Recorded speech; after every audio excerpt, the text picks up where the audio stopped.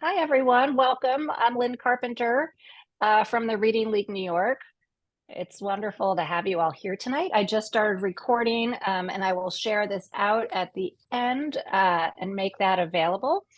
I am going to go ahead and introduce our speaker, who I'm sure doesn't really need much of an introduction because he's Wiley Blevins and we love Wiley Blevins so much. I was just telling Wiley's going to be speaking at a symposium we're having. I'm saying, in addition to getting him to sign his latest book, I'm going to sneak in all the books I have of his for my kids at home because he's also a tremendous author. So I'm just going to read a brief bio before we get started. Wiley Blevins has a doctorate in education. He studied at the Harvard Graduate School of Education and Bowling Green State University. He is an author, educational consultant, and researcher, and has taught both in the United States and South America.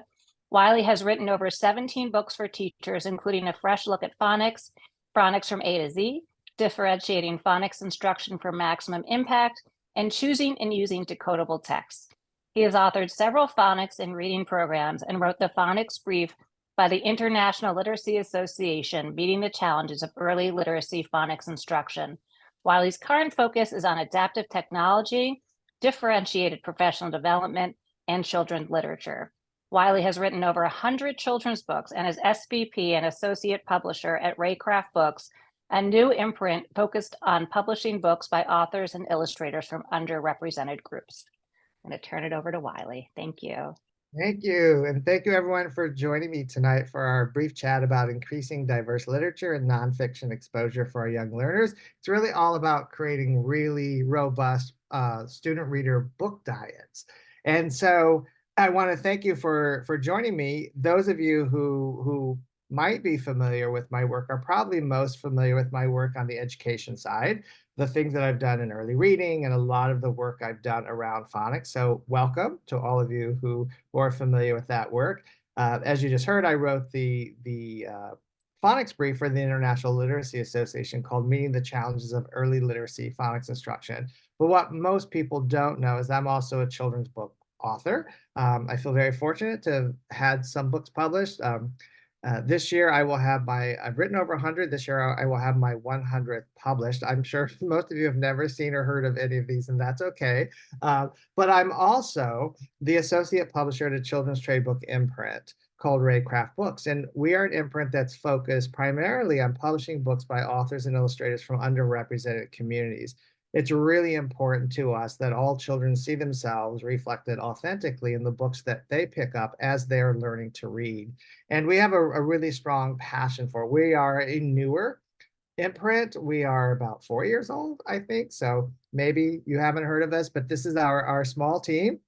And all of us are from underrepresented communities. Most of us are also writers, in addition to myself and Sunita writing. You may be familiar with some of Winsome Bingham's books. She wrote a book called Soul Food Sunday that in 2021 was named one of the 8 best picture books of the year by the New York Times. And we are absolutely thrilled to have Winsome on our team. She does a lot of talent development for us. One of the things that we discovered very early on when we were reaching out to writers and illustrators from underrepresented communities is that they often don't have the money to go to fancy conferences in fancy, beautiful locales or to attend a grad school to study children's literature. And there aren't big publishers who are developing talent. So we thought that that would be something that we could contribute to the children's book world. Find authors and illustrators with talent and take the time to develop that. And many of those authors and illustrators, we have had the great fortune of publishing their books. And then they go off and get contracts with big publishers and get fancy agents, so we can't afford them anymore. But it's sort of like your children going off to college and getting a great job, and you're really, really thrilled for them. And we are really, really excited for them as when we see their careers really take off. We also, in 2021, were an Excellence in Equity nominee, which is really important to us because that's part of our mission. If you don't know anything about us, please check out our website at www.raycraftbooks.com. We also have a YouTube channel. And this I think you will be interested in because each month we post a new video read aloud of one of our books. So if you want to bring in some really cool video read aloud to your students, please feel free to use one of ours. We have a bunch up there, or you can use the the fresh one. The most recent is a book called How to Dragon by Judith Henderson and illustrated by Kelly Collier. And Judith, you might be familiar with her work. She wrote the theme song for the Emmy award-winning PBS show Arthur. So some of your students might be familiar with that show. It's a really, really funny book about a dragon who isn't dragon enough, according to his friends, and he goes to the doctor, and the doctor gives him a list of things he needs to do to become dragon enough. And he finds out that he is dragon enough. It's a really, really funny, sweet book. But anyway, if you want a really great free read aloud, please check out some of ours, and we'd be thrilled if you share with your students. So why are we even having this conversation tonight? Well, back in 1990, Dr. Rudine Sims Bishop from Ohio State published an article called Mirrors, Windows, and Sliding Glass Doors. Those might be terms that you've heard. If you haven't, they're really important when we think about the books we have in our classrooms. This is a quote from Dr. Rudine Sims Bishop that I think is really important. She says, when children cannot find themselves reflected in the books they read, or when the images they see are distorted, negative, or laughable, they learn a powerful lesson about how they are devalued in the society of which they are a part. So part of our mission is to make sure that children see authentic portrayals of themselves and a wide range of portrayals of people in their communities, so that they do understand that their story has value and that they are important in our society. So when we talk about mirrors, windows, and sliding glass doors, a mirror is just a book. When you open it up, you see yourself reflected. You may have seen, if you work in a school, you may have seen children who pick up a book and it's one of those rare books where on the cover is a little girl or a little boy who looks like them, and you see the excitement in their faces. Those books are super, super important. Windows books are books where we open them up, and maybe there are people who are like us in some ways, but different in others. Maybe they're from a different racial background, or maybe from a different religion or a different part of the world, or live in a different community. But we see all the things that we share in common, and we see the things that are a little bit different that make us really interesting and unique. And we develop an empathy and understanding of people who do have some differences from us. Sliding glass doors are those books where you open up to the world of imagination. So it could be a book that takes you into a world of fantasy. It could be a nonfiction book where you get to go under the water with under the ocean with an oceanographer and see sharks up close. Something that really opens up your world. And so when we think about our book diets that we have in our classrooms or our school libraries, do we have lots of mirror books? Do we have mirror books for all of our children? Do we have window books, and do we have those sliding glass door books? Now, keep in mind that one child's mirror could be a lot of other children's window. Sometimes I'll meet librarians and say, well, I don't have a lot of children from that community or that population. I'm like, then that's the perfect book for those children, because this is a series we did with Joseph Bruchac, who's tribally enrolled in the Abenaki Nation. He's a very prolific Native American writer, probably the most prolific children's Native American writer. We did a series called the Powwow series. It's just these two siblings who are traveling the summer with their grandparents to all these powwows, which is what Joe does with his grandchildren. So for Native American children, they almost never see contemporary representations of themselves. So this is really exciting. But for children who aren't Native American, they open up the book and they see children who look like anyone who could be in their classroom, but they also get to explore a part of their culture and a part of their world. Of course, we can all go to powwows. They're open to the public, and you see that in the books. But it's just one of those books that serves as a mirror for some and a window for many others. And those books are equally important. This particular series has hybrid text. I know there's a lot of conversation about comic books and graphic novels and all of that. When we created the series, we weren't really sure what art direction we wanted to go in. So we reached out to 3 Native American artists. One of the things about our input, we tried to pair the author and illustrator from the same community. And we always show the photograph of the author and illustrator on the book, so that when children get the book, many of the children will see people who look like them, who created the books that they love. But we sent it out to 3 Native American illustrators and just said, we sent just a spread and said, what would you do to this? And this particular illustrator, and you'll see here, Dale DeForest, this particular illustrator does a lot of graphic novels, a lot of comic books. And so he came up with this hybrid text, and we thought, wow, I think young readers will really love that. And they do. So we have done quite a bit of books with Joe Bruchac. The most recent is one that's really representative of his body of work. It came out about a year ago called Voices of the People. And Joe started out as a poet, and then he started doing lots of books for children, all ages. And so I asked him if he would do something, a poetry book for us. And so he chose 32 famous Native Americans. Some would be known by your students, some would, but Native Americans who have made a big contribution. And he wrote a poem that captures the essence of their life. And I really think of this as Joe's masterpiece in a way, because it just reflects all of his knowledge and all the work that he's done over the years. But I wanted to do something really special with it.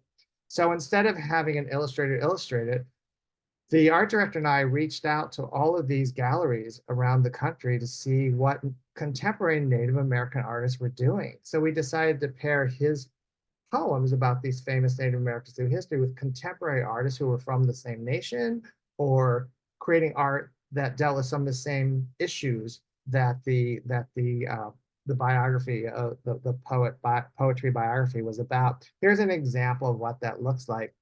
This is a really beautiful painting.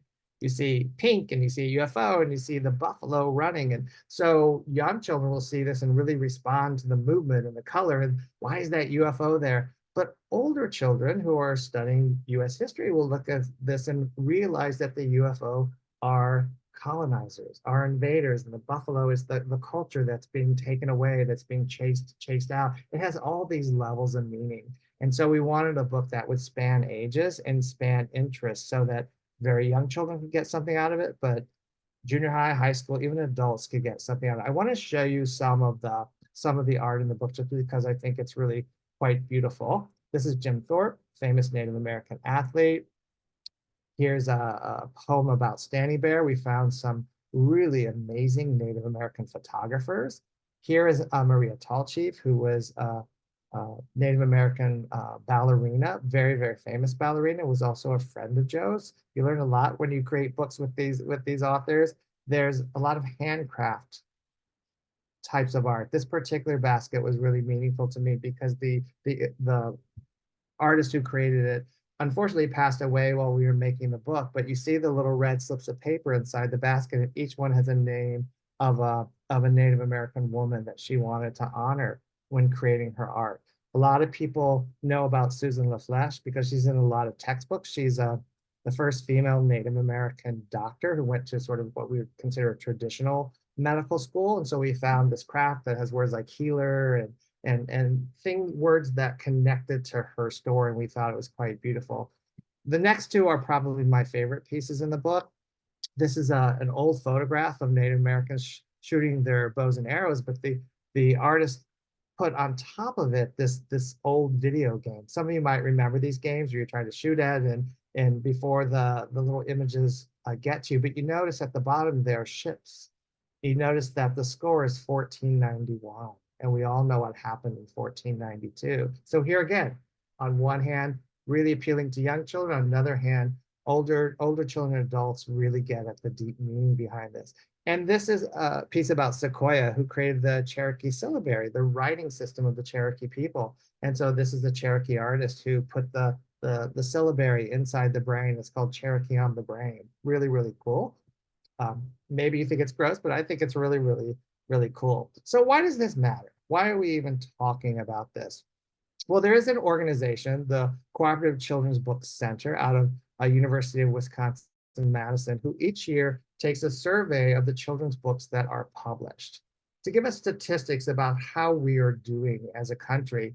And you see in 2018, so not terribly long ago, 50% of the children's books that were published had white main characters.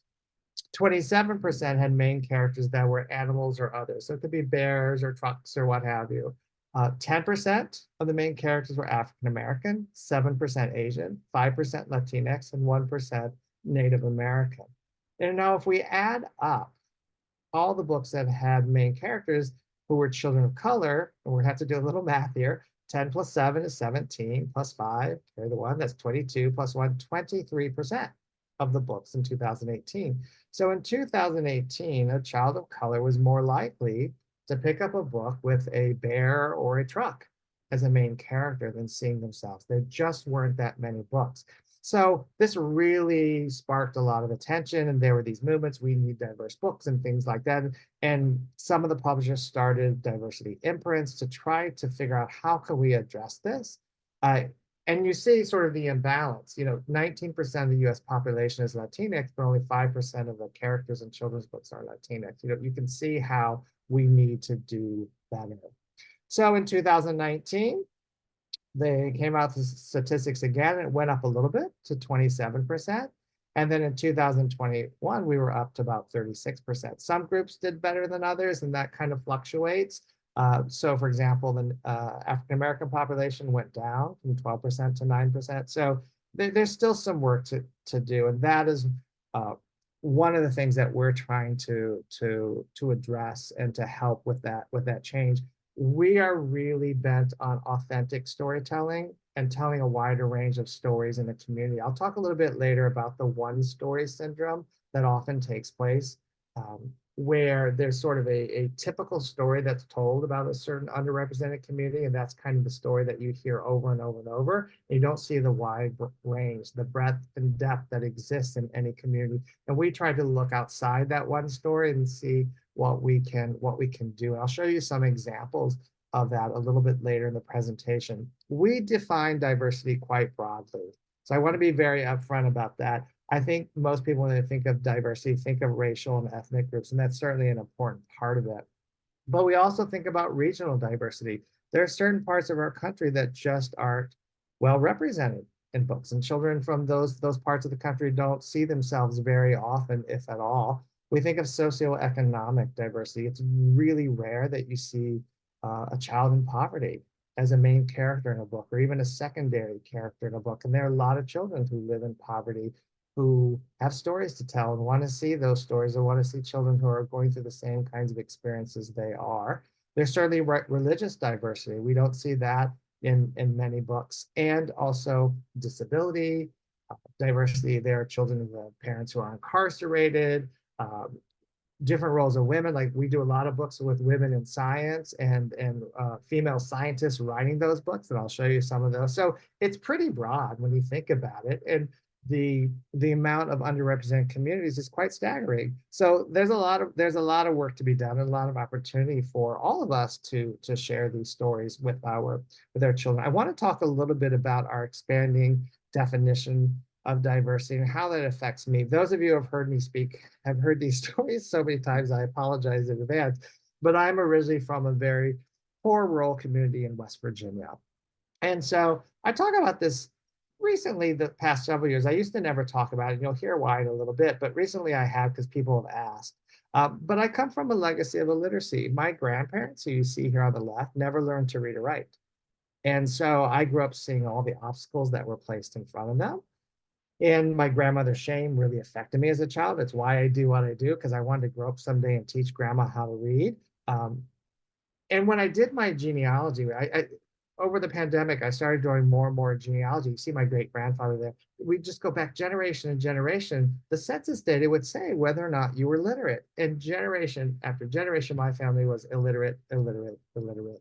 It's really quite astounding to me. My father, who's sort of the slightly Asian in the upper right-hand corner, he was the first to finish high school, and I was the first to finish college. So we come from generational illiteracy, and it's really, really important that that we change that for all the families of it. I work in New York City. I'm working in a school. Lynn and I were talking a little bit about before the session started, where 9% of the children were on grade level just a few years ago.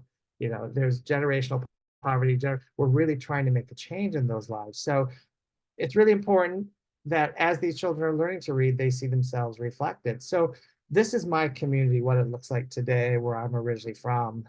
There are a lot of coal miners. You see remnants of the coal mines. You see these two houses. One of these houses I lived in as a child. The other house my great-grandparents lived in. They were a little bit nicer back then, but this is what the community looks like where I'm from. I live in New York City now. But the realities of being from an underrepresented community is that you're often invisible, and that does have an effect on you. one of the reasons I think I was what I call an info kid, why I loved informational text so much, is because I was just fascinated by facts. But fiction, I can never really connect to it because I never saw kids from my community in the stories that I read. There was a one book called Strawberry Girl that won the Newbery like in the 30s or 40s. That was like the only book that I ever saw in a rural community. And so I just stuck with nonfiction. Here's a picture of me playing tag in the field with our cow and our dog. That was big fun when I was a kid, but something changed. In seventh grade, the middle seventh grade, we moved from this rural community to a city in the Midwest. And people responded very strongly to my Southern accent. You don't hear it now, and I'll tell you why in just a second. But the way I spoke was different from them, and they responded not positively to that. The way I dressed, I lived on a farm. I dressed like a kid who lives on a farm. They didn't respond to that very well in the city, and I became really embarrassed and really ashamed of where I was from. And I was watching TV one night, and they had this special about this report about newscasters and how they would send them to this school in the Midwest to talk the way they were supposed to, is how they, or at least how I got the message. It was a very sort of flat way of speaking in English, where, where I'm from in the South is very sing-songy, there has a melody to it. And so because people responded the way I spoke, I worked very hard. I would listen to the newscasters at night and try to imitate the way they spoke. It's a form of code switching, and some of you might be familiar with that term, how you can speak one way at home and another way when you're in public. That has become very much a habit for me, unless I am home or feeling tired. So I never talked about my community. I never talked about anymore about being from the rural South or a poor community. I just never mentioned it when uh, as I moved into high school and so on. Then I went to college, and I was taking a literature class called The Short Story because at the time I didn't really have the patience to read really long books. So I thought I can do some short stories. And the literature professor occasionally would hand me a book on the way out that he thought I might be interested in. I'm not really sure why, but he did. And one day he handed me this book called Shiloh and Other Stories by Bobby Ann Mason. It was her first book. She went on to write novels that were made into movies. I knew nothing about her. I didn't know that she was from a very rural community in Kentucky, very similar to my community in West Virginia. Didn't know it. I just picked up the book, opened it up, started reading the first short story. And I remember sitting in my dorm room, getting to the bottom of the first page, and my hands started shaking. And I remember turning the page, and by the time I got to the end of that page, I was sobbing. And I'm not an emotional person. I'm Smiley Wiley, half glass full, but I'm sobbing because it shook me to my core, because the people who were on the page were my people. I didn't realize until that moment I'd never seen them. And it hit me. It sounds really weird, but it hit me so hard that this fancy New York publisher published stories about people from my community who lived in trailers and spoke like I did and dressed like I did. And that day in my dorm room back in 1984, I vowed that someday I would grow up and I would publish books set in the rural South, in popular communities of poverty, so that these children would see themselves. So, like I said earlier, I've published. This will be my 100th book this year. So of the 100, of the 99 before the one coming out this year, how many do you think were set in my community? I've written a lot. How many do you think that the big publishers have published? One of 99. And it's this book. It's called Trevor Lee and the Big Uh-Oh. It is about, based on my nephew, who wasn't a fan of school. In fact, I'll show you his kindergarten school photo, which represents how he felt about school. We just thought this was a funny picture, and so we all had it. But it really represented the many years to come for him. And the story's about a boy who goes into third grade, and they have to read in front of the school for family night. And he and his best friend Pinky try everything, very humorous things, to try to get out of it. And it was the first book that a publisher published. And it was after the whole We Need Diverse Book movement that publishers were even willing to consider it. But prior to that, editors would say, your book is so funny and I love this character or what have you. But they would say, those books don't sell well. so we can't publish it. Or those children don't buy a lot of books, so we can't make the numbers work. And what they were really telling me is that those stories don't matter. And it's been very, very difficult. And there are many communities who experience that same thing. But I am happy to say that my second book set in my community comes out in October. It's called The Table. No one's seen it. Um, I co-wrote it with Winsome Bingham, who I've been talking about for a while. And it's illustrated by Jason Griffin, who um, not this year, but last year won the Caldecott Honor. So we were really excited to have him part of it. And it's about a table, which sounds like a funny thing for a book. But Winsome and I were talking one day about how so much happens around the dinner table. And it's such an important piece of furniture. And if it could talk, all the memories that it would have. So it's a story about a white family who has this table, and you see all the great things that happen around it, but times are hard and they have to move into a smaller place and the table doesn't fit. So they put on the side of the road, and this African-American family sees it, and the father sees something really special in it and takes it home and fixes it up, and it becomes their table. And you see all the things that happen around both tables and how similar the families are in so many ways, and how both families are just filled with love, and how connected they really are, even though they don't live close together or what have you. I want to share with you just two spreads from it, just like a sneak peek. The first spread represents every day of my childhood, so this spread always makes me kind of laugh. Hot Dog the hound lifts his head. I sit staring at a plate of peas. You're not leaving the table until you eat them up, Mama says. There are too many starving kids in the world, but all I want is more cornbread and pork fat pinto beans. Come here, Hot Dog, I whisper. He eats everything. So I was a kid who sat for long hours at tables because I didn't like everything that was put on my plate, and we had to eat what was on our plate. Peas were particularly offensive to me as a child. I love them now as an adult, so something has happened in my taste buds, but I love them very much. So this one makes me laugh. And then I'll show you one other spread that was really important for me to have in the book. So I wrote the first half of the book, and then Winston wrote the second half as the table transitions to the other family. But this spread represents my community better than anything in the entire book. Mama sits and sorts bills into piles, those she can pay this month and those she can't. A stack of canned peaches and a basket of cucumbers wait on the other side, ready to give to the needy.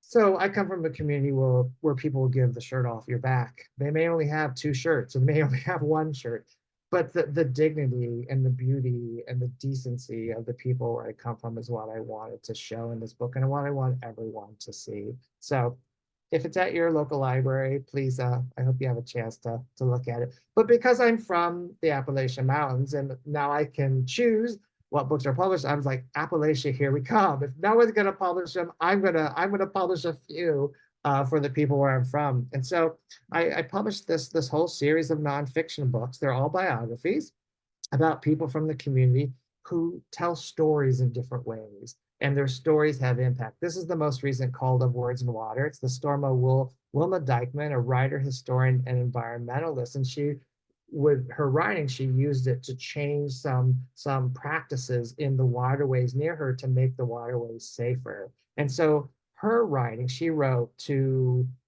tell stories that impacted the world. But the other stories in the series, Saving Granddaddy Stories, is the biography of Ray Hicks, the voice of Appalachia. He told oral tales. So a lot of the Jack tales, the Jack and the Beanstalk, he does the Southern version. So I know a lot of teachers, they have to do variant tales in second or third grade. This is one of those perfect books to do that with.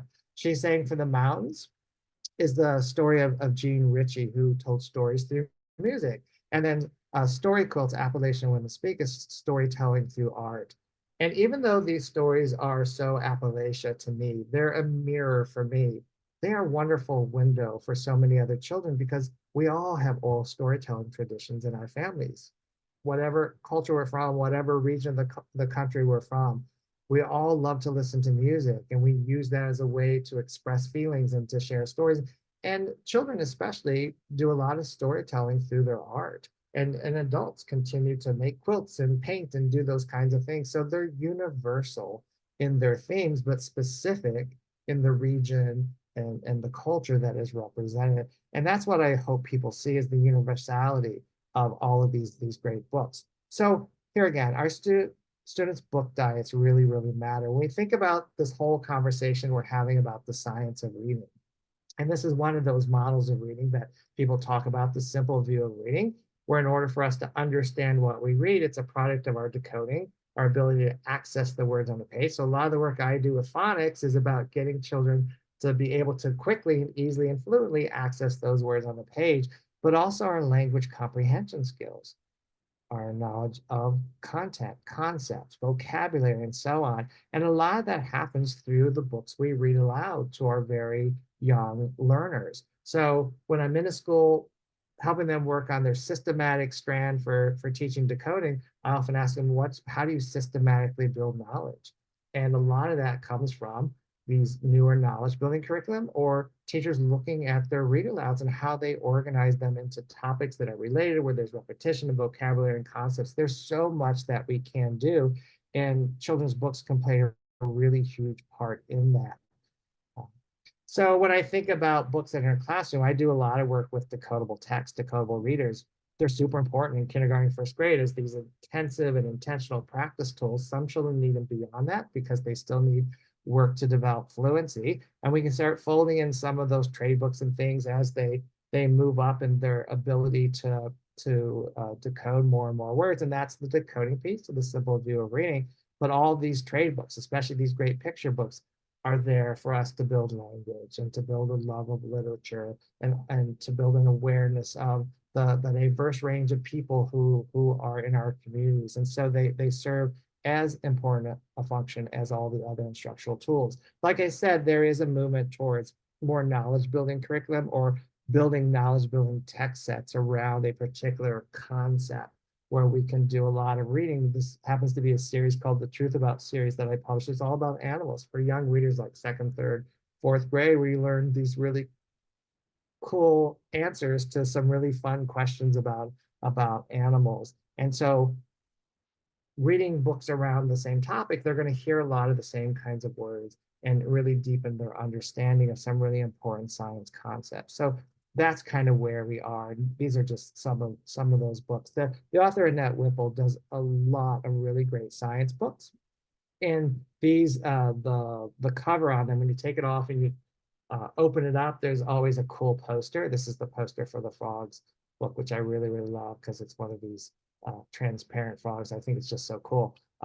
But there are just a lot of really interesting, cool facts for young readers to spark their interest in learning more about the world around them in a way that really engages them. And we also provide support tools so that teachers can use them instructionally before, during, and after reading, connect the books to build on that knowledge base and so on. I'll talk more about these tools a little bit later when we talk about books that cover difficult concepts. But some of our authors were former teachers, and so they developed lots of other resources. Like Annette Whipple has a whole website if you're interested in doing any kind of work around nonfiction. She has a lot of nonfiction teaching support, teaching guides, different kinds of lessons that you can incorporate into your curriculum already. A couple of the books that we published with her, like she has this debate guide, cat versus dog, which is better, just fun ways to engage readers. So there's a lot out there. I want to spend a little time talking about nonfiction and some of the research and behind it, and some of the work that's being done, because I was an info kid, as I said. That was my trigger to learning to read. And I think it helped me so much because as I was learning to read, primarily what I read was flooding me with knowledge and vocabulary. And so I was learning about the world outside of my community in a really big way. Well, there is a really well-known, prolific nonfiction writer called Melissa Stewart. And she has developed this nonfiction family tree, as she calls it, and all these different kinds of nonfiction. She divides into 5 categories. And I really, really like this because not all kids are info kids like I was. There are some children who prefer fiction, who don't run over to the nonfiction. But when you look at this nonfiction family tree, and I will share it with you in just a second, there are some types of nonfiction that are really exciting books for our students who love fiction. So let me go through these 5 types, because I also think it's important when we think about our book diets in our classrooms or in our school libraries that we have some from all of these categories because different readers respond to them differently. So Melissa, we were lucky enough to publish a book back in late January, early February with Melissa, and this is a book about shapes that she did for, excuse me, that she did for young readers with these amazing photographs. But the first type of nonfiction is what we call traditional. And that's probably a nonfiction that you're most familiar with and probably is the nonfiction you see a lot of in your school or classroom libraries. They tend to be these survey books about broad topics, a book about weather, a book about galaxies, a book about birds. Seymour Simon, a really famous nonfiction writer, has done lots of these books. And they are great books if you want to write a report about a topic or use it to augment what you're studying in science or social studies. So those are the most common that we see. I've written a lot. The reason I've written so many books is I've written a lot of these for the school library market, a lot of these different kinds of series. So you'll do a bunch of them really, really quickly. One of my favorites was a book called Horses on Patrol. I live in New York City. I live right by Times Square, and the police officers in Times Square are on horseback. And so I was really curious about, because I grew up in the country and my father trained horses and we used horses on the farm. So I was really curious about horses in the city. And so I spent some time with these police officers and interviewing them, and I had a photographer with me. And I found out that the horses were kept in an apartment building just a couple blocks away from mine. I had no idea. You walk by the apartment building and there's just this like metal door. It almost looks like a garage door. It opens up and there's a whole stable there. There's a guy who's putting the horseshoes on. There are trainers. It's just like stepping into another world. And they have these special vents in this apartment building so that the people who live in apartments above it don't smell the horses. It's just really incredible. Anyway, that's why writing nonfiction is so much fun, because you learn all these really cool facts. And these are just some others. And these are the kinds of books here again you see all the time. Browsable nonfiction is another type. I loved Guinness Book of World Records as a child. Every year when it come out, that was a book that I always got. But Time for Kids does these kinds of books. DK does these kinds of books. National Geographic. These are really popular with kids. And you don't have to read them cover to cover.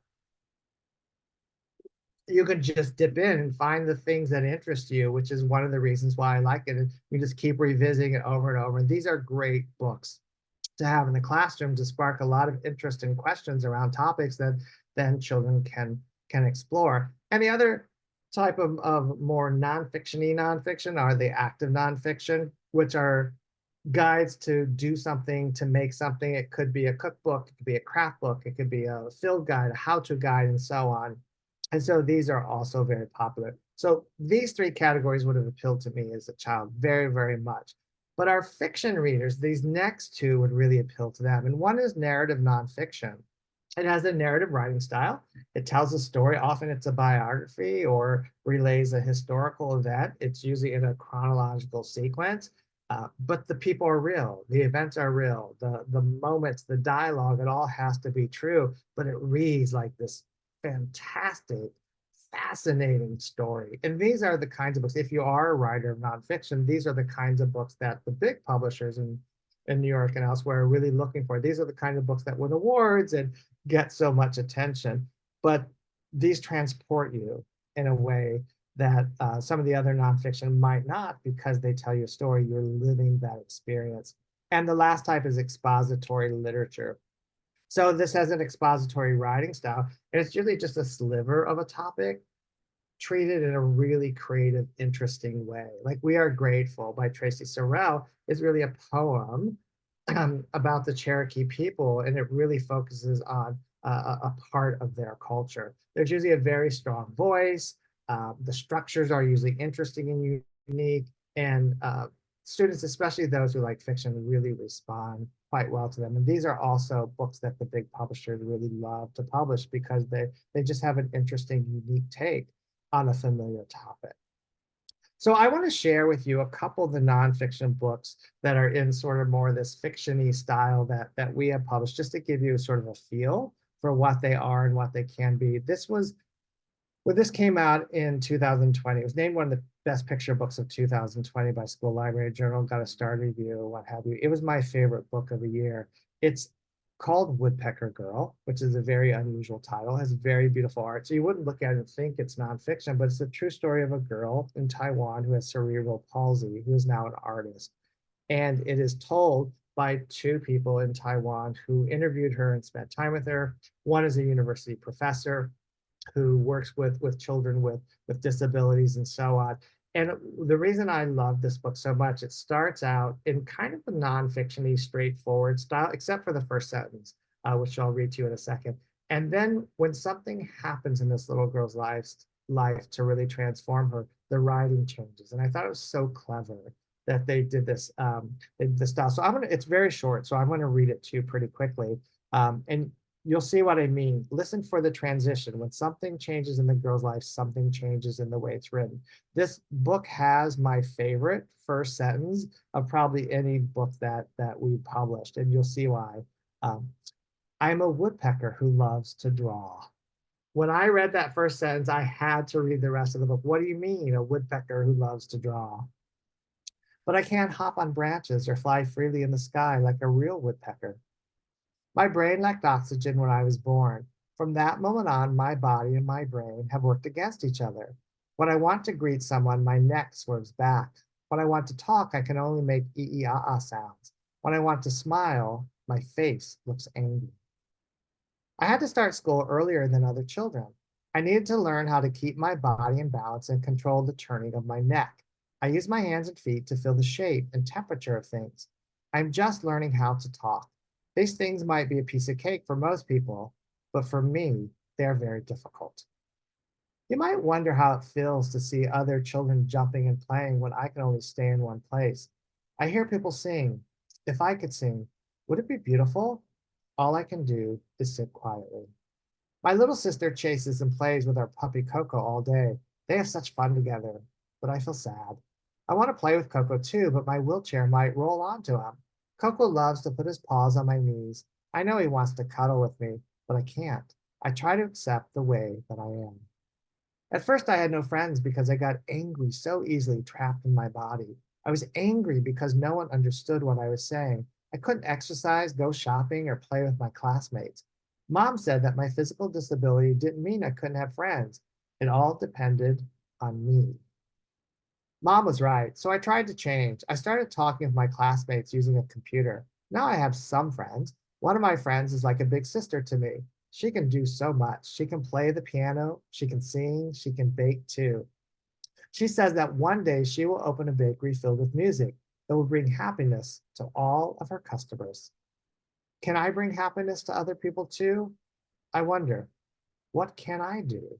Dad says that I can paint, but how can a girl who can't even hold a pencil paint? How is it possible? My art teacher smiles at me and says, no problem, I'll figure out a way. The first time I wore the headband with a brush attached, my classmates laughed. They said I looked like a woodpecker. I did look weird. However, my teacher was proud of his invention. He put on the headband and showed me how to paint using it. The headband felt uncomfortable and it was difficult to control the brush. I had to keep nodding dot by dot to paint the picture I saw in my mind. I admit I did look like a woodpecker. It was exhausting painting this way. But once I put on my headband, I felt like I was spreading my wings and flying freely in the sky. And here's the transition. I wake up at dawn, the sound, the rooster crowing loud and clear. I see the sun rising, the bright and warm light fills me with hope. I follow behind the girl strolling happily in the forest. I eavesdrop on them, whispering secrets. I fly over a pond with blooming water lilies and see the fish playfully swimming.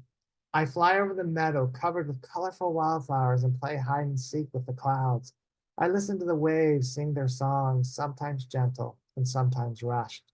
I follow the shining stars and fly home in the starry night, softly saying goodnight to the yellow kitten sleeping on the wall. I love painting. I don't mind that the way I paint is different from others. I love painting. I don't mind painting dot by dot slowly, even when it makes my neck so sore. I love painting. So I will bear it because I am going to be a woodpecker that brings happiness to everyone. I love this book. And here are some actual paintings that the little girl who the book is about did. And you'll notice this yellow cat. You might remember that yellow cat from a couple pages back. You see it here on the fence. The artist who illustrated this book put some of the little girl's paintings, she embedded them into the story. You'll notice that the woodpecker is on every spread that represents the little girl. There's also a little white bunny on every spread. That's the illustrator who wanted to be in every picture to show the little girl that I'm here protecting you and protecting your story. Oh, so good.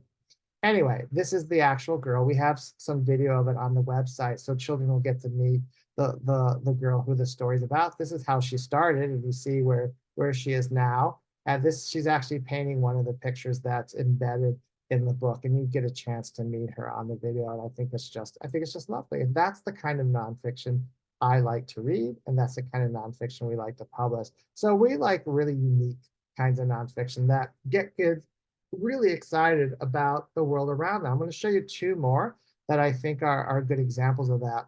This is a book called Moon Tree.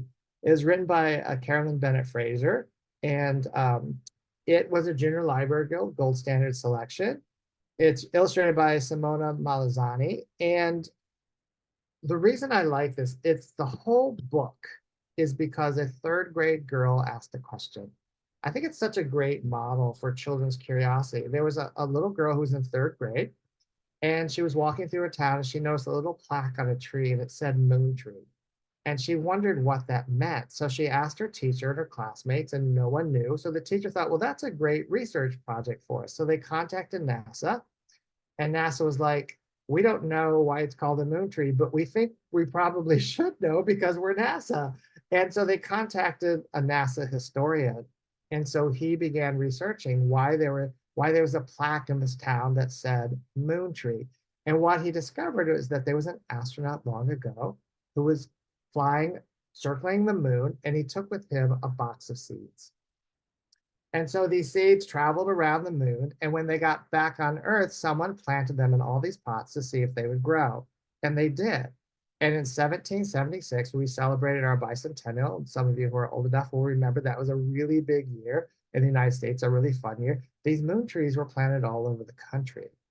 And so that's why these plaques exist, but it's been forgotten over time. There's more information about the astronaut and what have you in the back, because the text is very simple. A young child could read the text, but the back matter has a lot more meat to it. And there's a listing of where the moon trees are in the different states. And NASA now has a website where you can find, they keep finding more. And so they keep listing them. But what I thought was really exciting is this little girl's question not only led to all of this knowledge in this book, but recently when NASA sent the Artemis up into space, they sent another box of seeds so that they can plant more moon trees so we can have some new moon trees here in the United States. And I think it's really fascinating that a child's curiosity can lead to such great things. And I think it's a great model for children exploring what makes them curious about the world around them. Sometimes the simplest picture books can be springboards to great conversations for children of all ages. This is a book by Jennifer Swanson called Footprints Across the Planet. I'm going to read it to you because it has like 50 words. It has very, very few words. But I want you to think about when I read it, how you could use it for a first grade class, how you could use it for a fifth grade class, how you could even use it for a high school class. And this book won a lot of awards for us. People responded to it, thankfully, quite well. Footprints come in all shapes and sizes, colors and species. Some are large and deep, strong and purposeful. Others are small and shallow, barely leaving any imprint at all. Some have toes, while others have hooves, paws, claws, or talons. Footprints can be difficult to spot, or seem so common we barely notice them at all. Footprints are also as diverse as the people on the planet. They capture adventures at the greatest heights and deep under the sea. Footprints reveal our past and give us a glimpse of the future. Some footprints last forever, marking historic moments. Others disappear in an instant. Footprints represent people who sit up for change and those who strive to follow them. They hint at new technology that could change how we live, our digital footprints, while reminding us that our way of life impacts everything around us. Footprints can't always be seen, but are traces of ourselves left wherever we go and whatever we do. Every footprint leaves a mark on the earth, telling the story of the past, the present, or the future. What type of mark will you leave behind? So it's just one of those simple books that can spark some really deep thought, and there's back matter that goes into more detail about the different images. And so here again, there's so many ways in which we could use nonfiction with our students to deepen their understanding, to spark their creativity and imagination, to build their vocabulary. And sometimes nonfiction books are also really funny. This is one of our newest books called The Clues Are in the Poo. It's about a dinosaur scientist named Karen Chin. She's part Chinese, part African American. We like featuring female scientists who are doing really cool things. And she had no interest in dinosaurs as a kid. She was interested in the natural world, and she would go to national parks and things like that with her family, was always very curious, but she wasn't interested in dinosaurs. And she grew up and became, worked in national parks and things when it wasn't really common for women to do that. Her father was actually Tuskegee Airman. And so he really encouraged her to just live her dreams.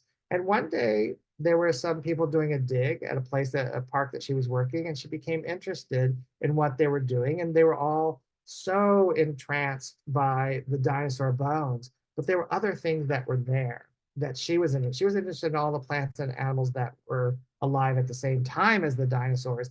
And the way that you can find out about that is to study fossilized dinosaur poo. And so she became an expert in dinosaur poo, which children find really quite fascinating. And then there's back matter where she talks about how she does it and the tools that she uses and so on. It's just, here again, nonfiction. There's so many cool nonfiction books that I think we need to flood our classroom libraries with them, because they are the kinds of books that are really important for building that knowledge and building that vocabulary. But we also want fiction that matters. So we do a lot of fiction as well. We talked about the diversity and making sure that there's racial diversity and religious diversity and regional diversity and so on. But it's not easy. It's not easy in 2024 to publish books that represent a wide range of diverse experiences, as I'm sure many of you are aware of what's happening around communities in our country. Book banning has become a really powerful thing, and there are stories every day. We have had some of our books that have been banned, and it's soul crushing for our authors and illustrators. In fact, Winsome, who wrote Soul Food Sunday, which was, there again, one of the 8 best picture books in 2021 by the New York Times. It's a book about a family getting together for Sunday meal like they do every Sunday. And the grandma prepares the meal, but the grandson is interested in making something to contribute to the meal. So he's in the kitchen with her and she's explaining how she does things. It's beautifully written, it's beautifully illustrated. In fact, the illustrations won the Caldecott honor. And it just captures a moment in time in a family that hasn't been in picture books before. And so people really responded well to it. But it's been banned in schools, some schools in Florida. A book about a family eating.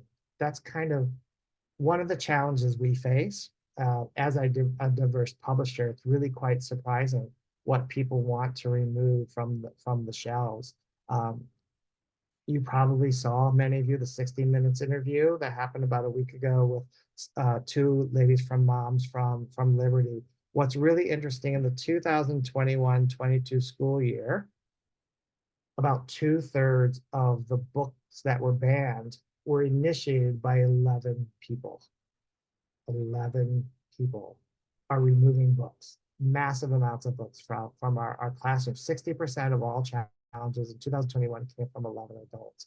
I wish that every time, and I'm not saying there aren't some books that maybe are inappropriate, but when you ban a book about a family eating a meal on Sunday, it's really uncomfortable territory for us to be in. I wish that every time a book like that, someone had a problem with, 100 of us came out and said, we love that book, we want it to stay, and really supported that. There are some organizations, like I live in New York City, the New York Public Library has a a banned books for, Books for All, United Against Banned Books campaign that they do. Our statement about it is every child needs to know that his or her story is important, that it has value. We want to publish stories that have not yet been told and the stories of children whose voices have not yet been heard. We are really big, as I said, on expanding the stories told in every community so we see a wider range of those stories and really honoring stories and storytellers. I think the statement that was made on the 16-minute piece is the statement a lot of publishers would agree with, maybe not all of them, but a lot, that parents really have a say in what their children read and should have a say in what their children read, but should not have a say in what other people's children read. And so we have to have a system in place to make sure that books aren't banned for reasons that are problematic, I would say. So I want to talk about this whole notion of the one story because that has really affected the way we publish. There was a TED talk called The Danger of the One Story. And I know I won't say her name correctly, and I apologize. Her last name is Adichie, I think. I hope that that is correct. And she says the problem with stereotypes is not that they are untrue, but they are incomplete. They make one story become the only story. And we noticed that right away when we were publishing, that certain communities, we just saw the same kind of story. And we knew that there were more in that community. And I'll give you a couple examples.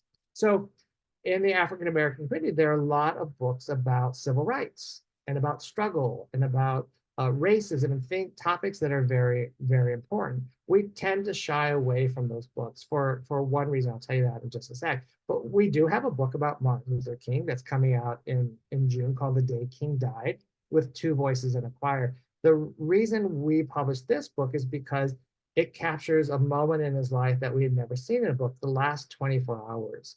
And it tells that story. It takes you through those last 24 hours and it intersperses it with excerpts from his last speech and excerpts from a spiritual that he loved that someone sang or performed at his funeral.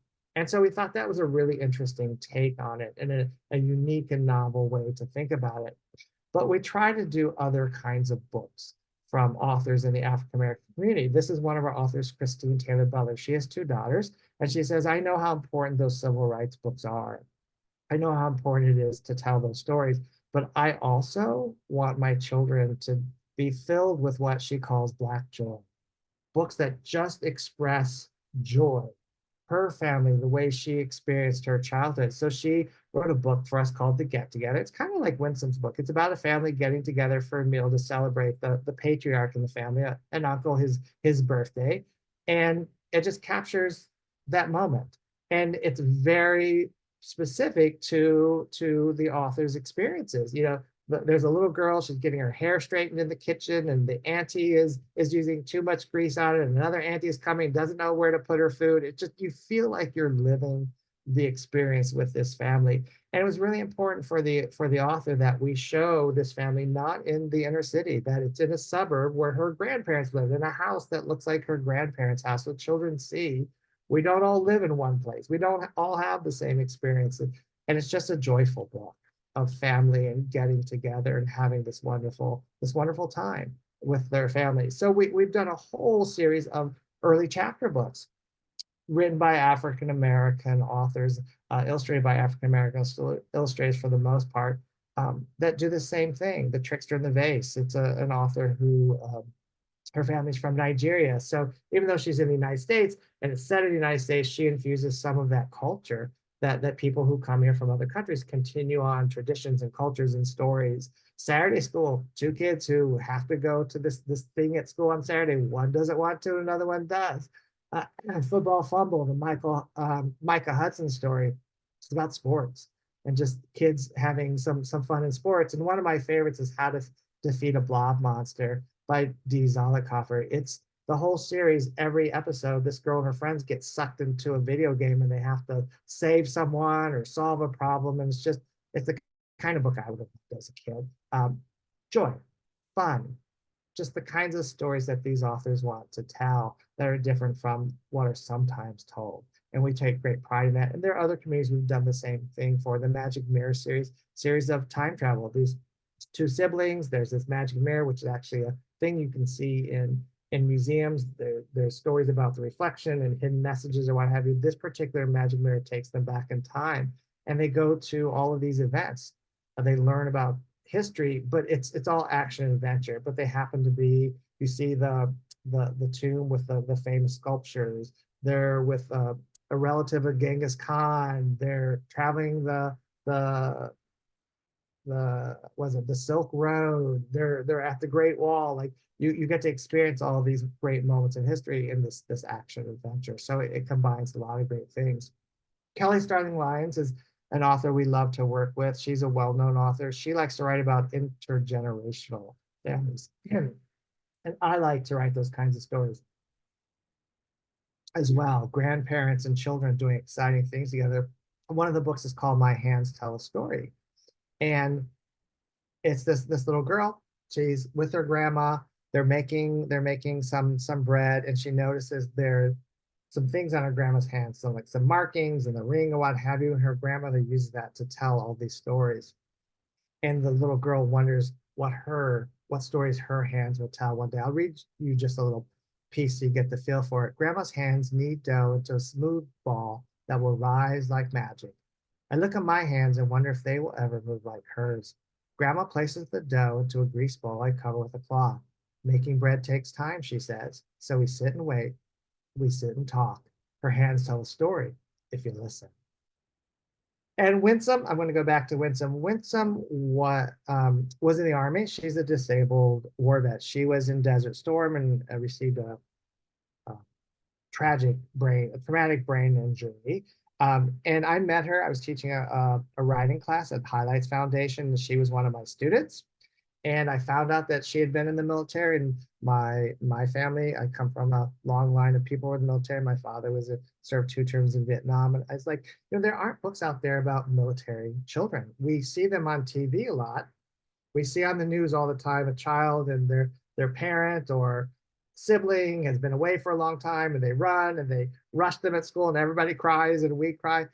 What is it like to be in a military family? There are a lot of sacrifices the family make, as well as the person who is serving in the military. So I asked her to write a chapter book series for it. It's the Fort Good series, and each book of the chapter is following a boy who's moved to a new military base and his group of friends, and they're just kids exploring the base, living in a place that not all of us are as familiar with, but they're just kids doing things that kids do. But you also get the realities of what it's like to be a military family in these stories. There's a lot of joy, but at times there are some really serious things that happen.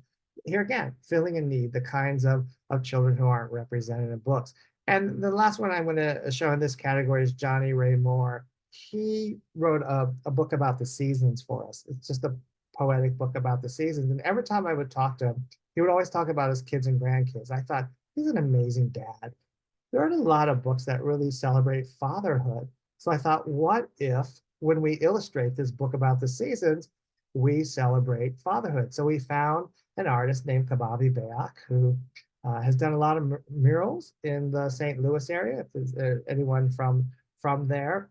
I did a whole series called 365 Days with Dad. And he just illustrated the book, the father and the son enjoying all these things throughout the season. So it's a season book, but we layered on the celebration of fatherhood and the love and fun that these 2 people have. We sometimes find writers in unusual places. We sponsored a writing competition for writers from the Caribbean, and we assumed it was adults who were applying to it. We never imagined that anyone who wasn't an adult would apply. We read the manuscripts. We chose our favorite, a book that we really, really loved. We announced the winner, and who pops up on the screen? A 9-year-old girl from the island of Dominica, and she is indigenous Kalinago. And we were stunned. We were absolutely stunned. And it's actually not her first book, it's her second book. It's called The Legend of the Spirit Serpent. Her name is Adea Sanford. And she's retelling her version of a traditional story that the Kalinago tell. And we found an artist named Ken Daly, whose parents were from the island of Dominica, but moved to Canada, and he heard a version of the story growing up. And so we thought it'd be really cool to pair them. And I just want to share with you just how beautiful her writing is. This is just a little portion of the book. There was once a beautiful girl named Natari who lived in a small Kalinago village called Snake Cove. It was the home of the great spirit serpent on the island of Dominica. So that's how she starts. Beautiful. And then a little bit later, the water sparkled brightly near the cave. The waves whispered a sweet melody as they stroked the rocks. Latari stood mesmerized as she saw bright rainbow lights blinking from the entrance. For a moment, her mom's warning flashed through her mind. She shook it off and stepped inside. The sky shone clear and the moon sat at its peak, blazing down bright as day. The cave filled with the sounds of drums and people dancing. Then there was silence. That's a great writer. I can't wait to read more from her. Um, I, the point I'm trying to make is there's so many stories out there from so many storytellers, and to have the opportunity to share them with children is really, really exciting. Some of our authors write in both English and Spanish, so we've started publishing them in both languages. Marguerite Engel, Newbery Award winner, you probably know her work quite well. She did a book for us called The Sculptors of Light, and so we published it simultaneously in English and Spanish. And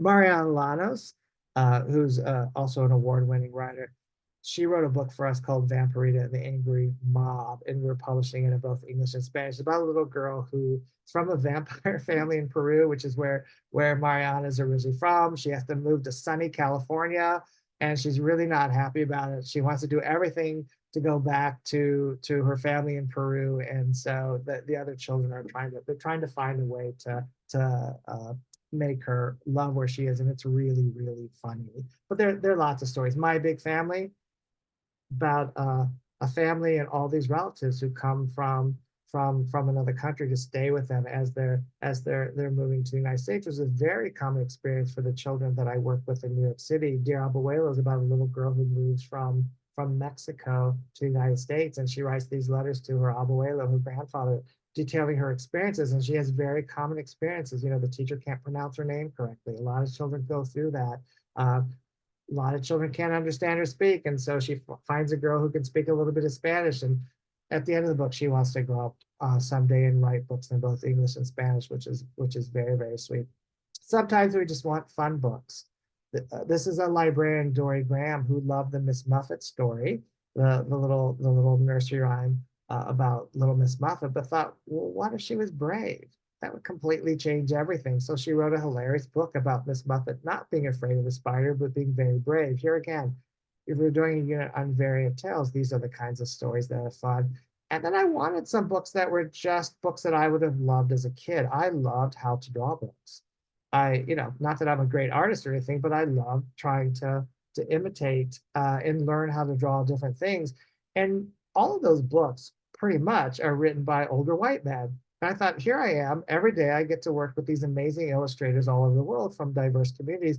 Why don't I have them teach children how to draw? And so we just asked a bunch of our illustrators to show children the steps in drawing one book animals and another book people, and give them some tips, like learning how to draw from your favorite illustrators. We thought that was a cool concept. And so we've done books like that. Certainly lots of graphic novels. We tried to move the needle with those by having diverse children represented in them.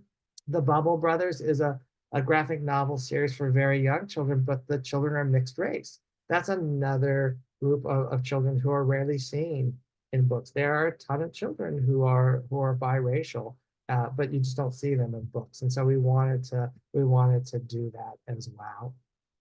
I know we're short on time, so I'm going to go a little bit faster and get through the last few books just to show you the range of diversity that you can find in books that are out there. We also know we have to deal with challenging topics. So when I talk to young teachers or students studying to become teachers, I often tell them that there are those days where you wish you had a box with books and activities and things to do to deal with those challenging moments, because they do come up. It might be a death of a family member, the death of a pet. It might be severe weather and something has been destroyed. I was in New York City on September 11th. I was in a first grade classroom, sitting in the back of the room when it happened, testing students, when parents were coming in, grabbing their children in hysterics and running out. I remember being there months and months and months that year after that event happened, how the children, we didn't have a way really to talk with the children about it. And they didn't want to talk about it, but in the mornings when they would come to school, they always wrote in their journals. and they always wrote about it in their journals, and they always drew pictures of it. And they would ask us, how do you spell plane? How do you spell attack? There are ways stories help us, whether we're reading them or we're writing them or we're illustrating them. They help us get out these deep emotions and sometimes traumatic events. So we also like to publish books that help children deal with those difficult moments. Valentina Monster was a starred review book for us about grief. And it's a really beautiful, sweet tale, but it deals with it in a realistic way. There's this unlikely friendship between Valentina and this, this monster, if you will, and a deep love. And she always goes into the forest to visit him and the other forest animals. And one day he's not there. And the other forest animals gather around her and let her know that he won't be there. And she experiences something that felt so real and true to me, having lost a father. She felt anger. That was her first go-to emotion, and it just it rung, it rang true to me. And you see how she deals with that and how she gets to a point where she can remember him with great fondness and great love and share those memories with her child when she gets older. Just a really beautiful, gentle book about grief and the passage of time. But that's where the teaching materials really come into play, dealing with challenging topics. We're not trained therapists, right? So having people work with us to write these materials to help teachers know what to say, and the questions to ask, and how to approach these topics, I think is also really important. Another book that was really meaningful to me that came out about a year ago was called Mama's Days. It's about a little girl who's dealing with the unpredictable emotions of her mother. There are a lot of children who come to school from homes where there might be mental health issues, someone who they love very deeply in their home. And there aren't many books about that help children deal with it. And the reason I published this and loved it so much, the author, she is in a family, and there's a someone in that family who deals with mental health issues, so she comes to it from a point of authenticity.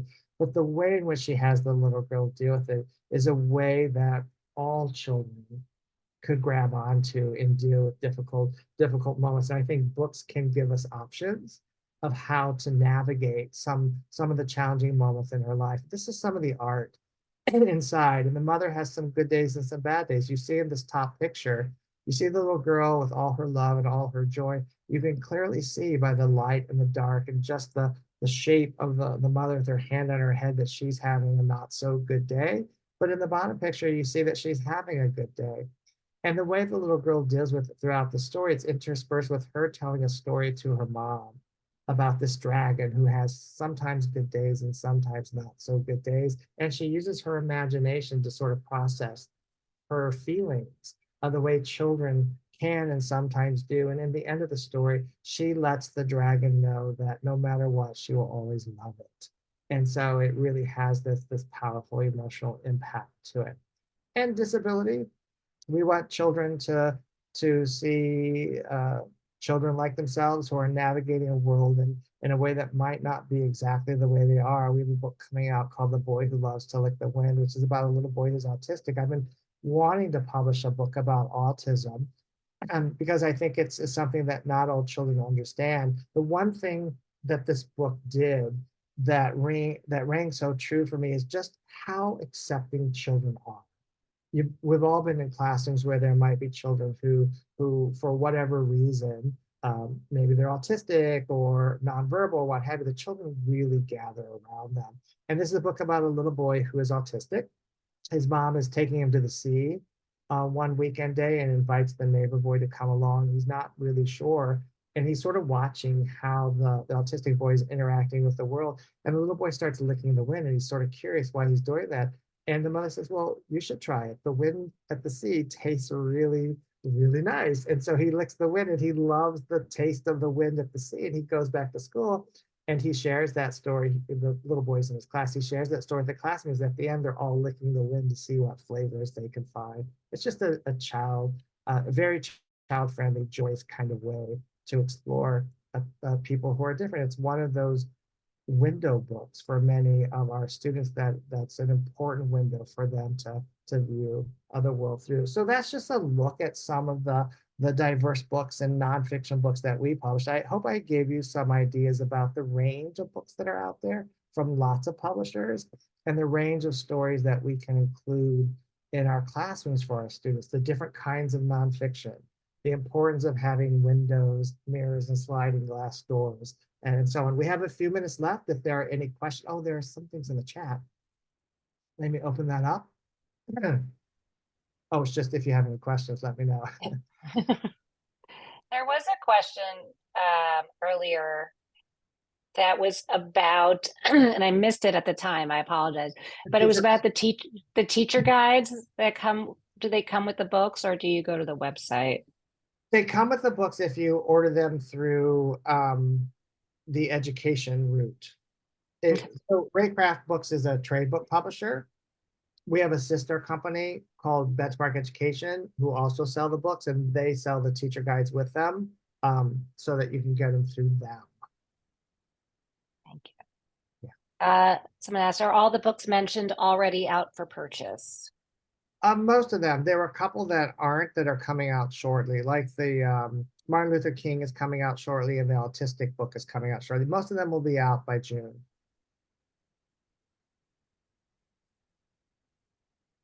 This was amazing, Wiley. Thank you so much also I haven't ever heard you speak about your personal story, and it was fascinating. It explains so much, and I just thought it added such a great perspective to everything, because I think when people think about diversity, sometimes the focus is so narrow for many reasons, but there were so many. It was just such a pleasure to hear about your experience and then see all these books, and they all look amazing. I'm very lucky. I'm very lucky to get to create these. Yeah, they're amazing. They're amazing. They're amazing. People are talking about, we all have like our Amazon wish lists out as you were going through, I think. So that was great. If you can't, you don't have to buy a ton of books, but you can ask your local librarian and see if they'll order it in, and a lot of times that works just as well too. Right. Very true. True. Now we're just getting lots from Australia. I wonder what time it is there. Oh. Thank you all so much for all your comments and questions. Wiley, as always, cannot thank you enough. That was fascinating. It was really wonderful to see such a breadth of different options for students. I loved how you were able to cover so many different genres within tonight. So thank you. And I hope that people really do take a survey of the books that they have to see how they can improve the book diets for their students, because I think there's a lot of room for improvement in most of the classrooms or school libraries I go into. Thank you. I also love the diet. It just means like it's so perfect. It's like a sensory diet. You also need your book diet. Like, like for children, they need all kinds of different diets. Can't escape diets, right? That was terrible. It's my Instagram. It's like all ads.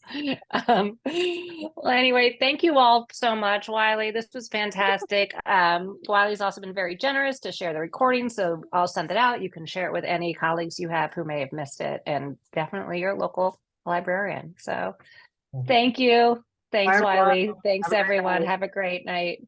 Bye-bye.